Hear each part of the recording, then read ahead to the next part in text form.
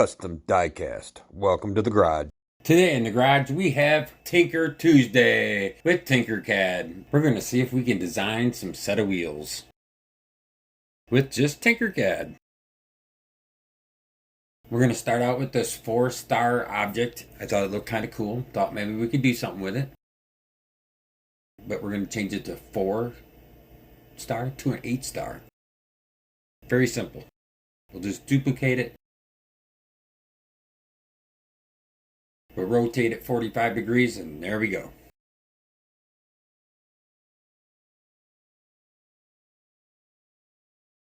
And now we're going to go ahead and duplicate it so we can kind of give it a little, we'll rise it up a little bit, give it a little more dimension, I would say. Yeah, you'll see here in a little bit.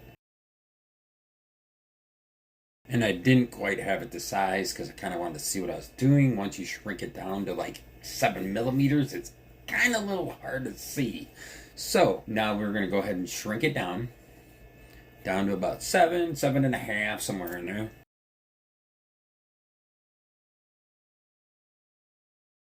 And I already had this wheel blank that I made earlier, which later on, another Tinker Tuesday. And now we're going to take this sphere and we're going to kind of take the top of this object away. It kind of is like a, what they consider a hole. So we're not really going to drill a hole. We're just going to kind of concave it, kind of, I guess I would say. Kind of give it something for our axle to kind of sit in.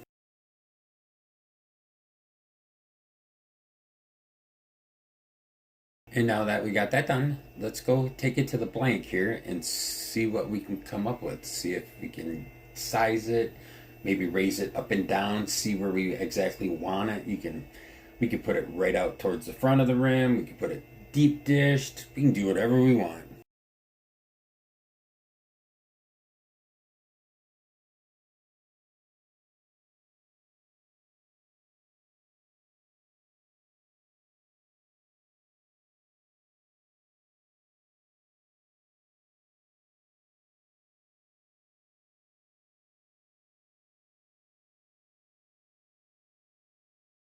Now we got to kind of design what I call like the pedestal of the wheel. That is where when your axle goes through, and then you're going to design it so if you want, I usually use like a millimeter spacer, so between the bottom of the wheel and when you put the little pedestal in there, that's what's going to go up against your chassis.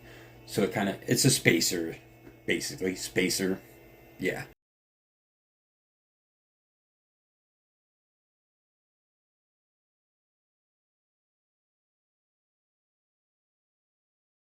And then we're going to use this alignment tool that aligns everything up, centers it all nice and center, so you know your wheel's not all wobbly.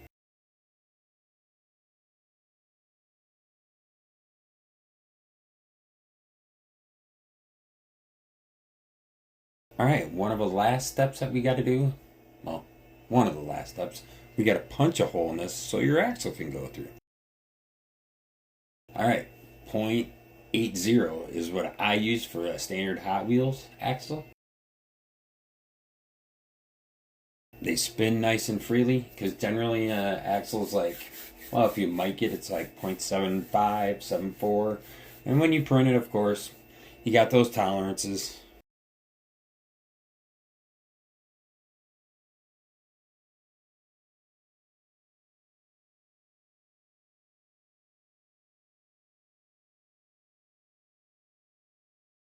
All right, let's bring in a tire and see what it looks like wrapped around some rubber.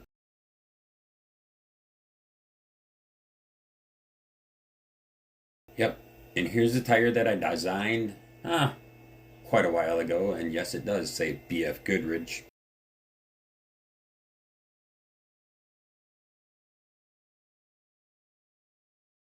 All right, now that we got some rubber wrapped around the wheel, this is what she looks like. I think that turned out, what do we say? Sweet!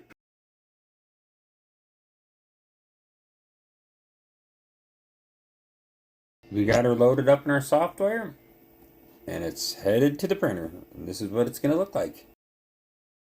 Let's see how they turn out. Hot off the printer, and I gotta say, sweet! Thanks again, and see you on the next one.